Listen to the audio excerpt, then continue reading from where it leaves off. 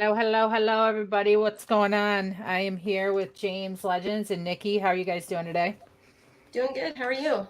Doing good. It's been Doing a good well. day. Yes, it has. Those spy calls were like a couple 100% there. We had some very nice movers today. Very bullish today. Um for the most part, when we get these close to 10-point moves, like the SPY moved today from our bottom to our top, I tend to lean towards the next day being pretty bearish, but I don't feel that way today necessarily. What are you thinking through the rest of the week, Jail? Through the rest of the week, well, I'm thinking that tomorrow we're going to see more upside, and then possibly a dump off tomorrow, right? So what I'm Mhm. thinking is that we come up just below that most recent high that we had on September 28th, which was 372.30 into the close there. I'm thinking that we are going to come up around that area, but just under it, like 371, 371.19, something like that, Okay. and then come back down from there. I think that makes a lot of sense, to be honest. And then Nikki, as far as like being someone trading in the Discord, do you find it? I have a question. Do you find it easier to play these ones that continue throughout the day and it might be less alerts, but they run more, or do you like it more when it's a little bit choppier, where you have more chances of like getting into the plays? What do you think coming from like a? Personally, for me, Mhm. um, with my small account, I just like to trade. I would like to trade more. It's probably better for my account that way because when I'm only buying one contract, I feel silly holding like as long as I did today. Even though I could have made a lot more money, I held to 114%. I typically would never do that. Yeah. I would take my profits and go on to the next. So like today that worked out really well for me, but normally I would not hold that long and I would want to look for another trade to safely enter and exit, you know. Gotcha. And That that's just makes me. sense. Yeah, and I mean that makes sense. That's why, in the Discord we try to put out a lot of alerts daily. Days like today it gets a little tough though when we have like say the SPY, which I have up here. If I pop on, the 5-minute chart, there's not too many opportunities to give second, third opportunities. Of course, we could in this area here. Like when we pull back into these type of areas, once we break back over again, we'll give like second and third opportunities. But for the most part, you have so much continuation with these really strong moves that we try to, just ride them out. And that's part of the reason we're doing what we are today, giving our thoughts on a couple longer term charts, because is it time to buy?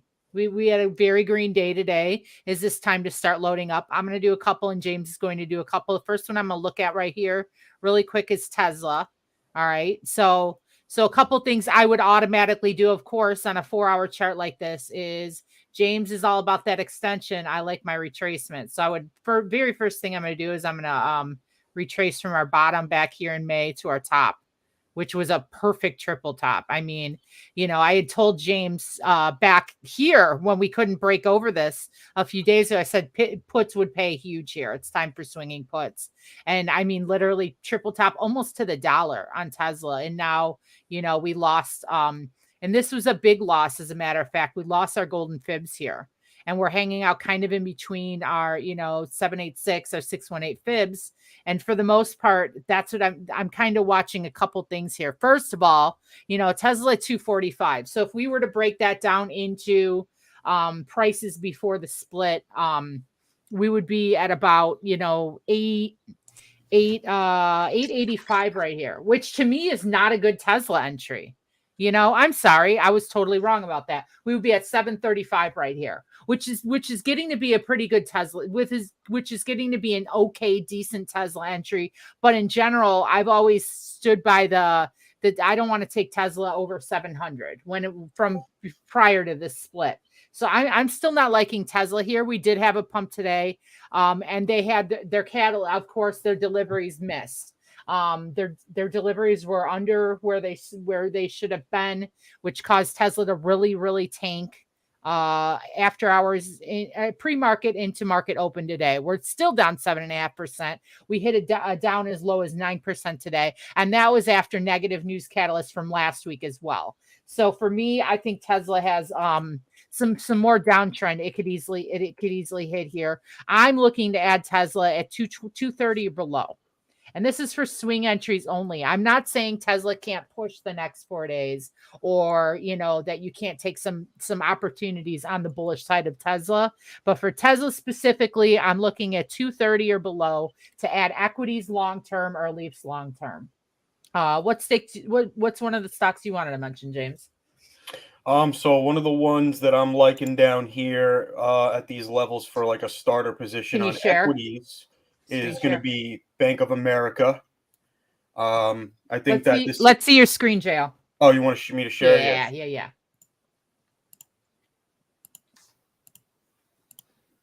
Okay, Thank you. Oh, you switched it back to you. There we go. All right. Yeah. So Bank of America, right? So we had this firm bottom here at $30 around, right? I mean, we did come down to 29.91 here, but I believe this is what was in the extended hours, anyways. I don't think it's touched under 30 in any open market hours. It has not. No. So the lowest we've really seen, if you want to go off no extended hours, would be 30. It's breaking out of this little descending wedge that it has here on the 4 hour as well. Let me take away the EMAs so it looks a little clearer, right? In the VWAP too. All right, so you could see it's breaking out of this today. It's possible that it wants to come back down and retest tomorrow. Like I would say, if you want to wait for the safer entry, you could try and wait for it to come down and retest the top here tomorrow, like around 30.5. But honestly, to me, if you're adding equities, it's not really that much of a difference, 50 cents. And, I think this could be a solid swing, probably like maybe 10% in a couple of weeks off the equity side. I'm also thinking about adding the options as well, but I want to give the market 1 or 2 more days to see where we really stand here, because as nice and green of a day as today is, I don't want to just jump willy-nilly into a bunch of swing options yet. So I am swinging a couple, like I'm swinging just overnight stuff like Pfizer and Marvel right now. But as far as like a longer swing on Bank of America, I'm going to wait it out a little bit for the options. Okay, interesting. So I would agree with that. And one thing on Tesla real quick, just want to pop this chart on before I give you my second pick. This actually would be a pretty perfect bounce here. If from this line, I just noticed this trend and put this line in. So it is something to watch as well. And if we do to come down and bounce off this line again yesterday and pick up support, I would like a short-term play on this. And I like what you said about waiting, and you weren't necessarily going to take entry at that time. And I think that it's important because we like to talk about options a lot. But on the equity side, here's the thing, guys, and I'm going to pull up the BABA chart because this is a perfect example. We've consolidated for a good week and a week and a half between, $78 and $81 in the super tight consolidated, like 3% range. And I think it's really important, especially in this type of market. You can start out with, if you can do equities, it's good time to buy equities right now because you don't have to time it as perfect. All right. You get a leap, even if you're going pretty far on leap, you don't want to end up in that hole, this and that. You always want to play. Stocks are about, simple statistics, risk and reward. BABA at $80. What's the risk on that? All right. Let's be real. All right. We've picked up support at this area for the whole year. So we're leaning towards, odds are telling us that we're going to pick up support at the very least at this $75 to $76 area. We're at $80. So that's only about 6 to 7% from where we are now. So we have a 6% risk because we can also dedicate ourselves to saying, all right, I'm going to take that loss. If we lose this bottom, I'm going to take that loss. Let me pop a line there. So here's our red zone. We're not touching BABA, which is one of my top picks right now. We're not touching it below our little stop loss line here. We will sell it, take our 6% loss. That's it. We have decided that's our risk we're putting up for this. However, our reward is, depending on how long you want to hold it, 90. We have 95. We have 106. We have up to like $120 to $160 easily that this stock could end up at in the next year. So our risk reward, even if we're being very, very modest, and let's put it right at this 120 right here. Okay, 125, which is an area we were at this year, just a few months ago. And we could easily get back to with a little bit of a push. So we're at 125 just in July. and we're at 80 now. So that's a $45 push. That's a 55% push versus our 5 to 8% risk. So our risk reward on that is 10 to 1. That's what we're looking for, because you don't have to be as fear-based taking this entry into this stock, because the reality is our risk is so small, because we know we're cutting it. If we lose this low, we lose this low here of like, 70, even if you go down to 72, that's $72 to $75, we know we have a 10% stop loss. That's where we're out. Whereas on the upside, even the very, very, being very conservative upside, to this 105 to 110, and then this 125, that's a 30 to 55% reward on that. That's what we're looking for in the stock market. That's where you protect your capital. That's what you do to protect yourself, your money, this and that. And I know a lot of people don't necessarily think about it that way, like, I'll ask you, Nikki, does that make sense what I'm saying with that, how to break it down and Yeah, why it does. I think it's a great I like entry? that. It makes me feel all safe and warm and cozy, because, it's been a long time since we felt that in the stock market. So you could cuddle with your Baba stock. yeah. I mean, that's pretty. Nice. So that's my second pick, and I'm not really talking options on this. I'm straight equities on Baba Right. for now till I see something. And then you take your option, say above 84. Like we've got right here. We could see. So you're not saying you're going to stop alerting Baba options contracts, right? You can No. still day trade them, right? Because I love day trading Absolutely. that particular ticker with options. And I'm still probably even going to do longer swings on Baba. So what I'm looking for is I want to break above this zone here. I want to get up over this box here where we bottomed out here. I want to break back up over it, because that became my resistance for the last month or so. So I want to see us break up over, say, $82, $83, and then come back down and retest where we broke up over. For like a leap with options or something? Yes. Okay. For a long-term option, I would feel more like, okay, the reversal's in. We've broke out of this zone. We've been stuck in trading sideways. We've broke the lowest resistance resistance points here. So we're okay up to this area. So we're good till 87, 88. And even that like $5-6, which is like 7-8% on the stock, is going to give you 50 to 100% on the option. So that's kind of what I'm looking at there. And I kind of like to go equities at first before we get the true confirmation. And then once we're in that bullish push, you could pop in the options. What else are you looking at, Jail? So one that I'm looking at, it doesn't necessarily, I'll switch this. So when I'm looking at UPST, it doesn't necessarily look like it's ready to start reversing yet. But my whole idea on this for a longer term hold is that, we hit $400 on this stock at one point back in October 2021. Now, obviously, we're in a much, much more bullish market back then than we are now. But for something to have been valued at $400 per share at one point and now is valued at $20, something's got to give eventually, right? Unless UPST is going to end up going out of business, I would say that this could at least double within the next year or two, So it doesn't necessarily say on the chart that, it's ready to reverse yet or anything like that, because it's really not. It really needs to kind of break out of this first. So it is possible that it goes under $20. It definitely is possible. But I think that around this $20 level, I would feel comfortable, adding some shares at this point and just holding them for the long run. Interesting. So, I think that's another one, and it's a little bit cheaper. One thing I particularly like about Bank of America BAC is it's a lot cheaper. You can get options for a smaller account. Something like for you, Nikki, you want to get a little more, be a little safer with it. You go out 2-3 months, and they're still like $1.50. It's a really decent price option. That you could get a little bit of time on and let it breathe, yet it's not going to break the bank. Something like NVIDIA. Baba, you go out a year, you're paying $500, $1,000 or more. Whereas with Bank of America, it's like, $100, something like that. So I think that's good to consider, honestly. Right. And, and the thing with Upstart, with the options is that the implied volatility on these is just so freaking high, in my opinion. Like you'll even have some days. Let's see if the puts are even up today, right? So it's down 1.5%. These puts are down. These puts are down. Most of these puts are down, right? So that's the whole thing with something like swinging options on UPST, is that you could be down on them if it stays too flat for a long time.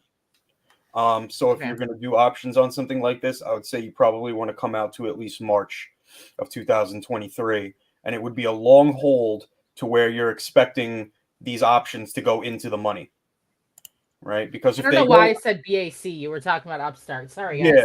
yeah, that's all right. But yeah, like the idea here, right, is that like these options here that are in the money, like the 12.50, the 15, they're all pretty much accurately priced with about, I want to say like $2 worth of extra premium on these. These definitely have a lot of extra premium on them, an extra $5 off of the price that it is now, right? So that would be the idea, though, is that you want these to go into the money at some point. It wouldn't be really like a short swing thing. It would be more of waiting for the big move on UPST, that I believe will happen eventually. It's just going to take some time.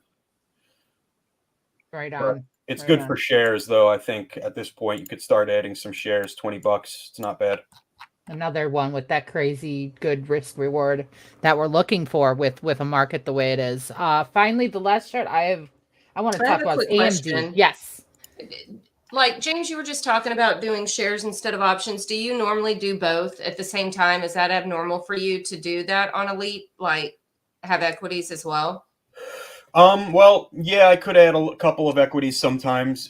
Generally, what I'll do is if I'm going to buy the leap, I don't add the shares just yet. I'll wait to add the shares, and then if I'm going to add the shares, generally that's because the options are just not very good. Also, like because I'm mainly an options trader, right? I mean, I do add equities. I have a retirement account and all that type of stuff.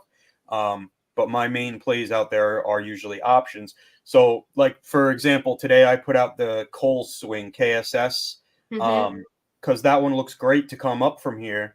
But the options have basically no volume, and even though the stock is up 3% today, the calls are completely flat or even down some of them. So if I find one that's like that where the options really don't track very well, usually I'll just stick to the equities.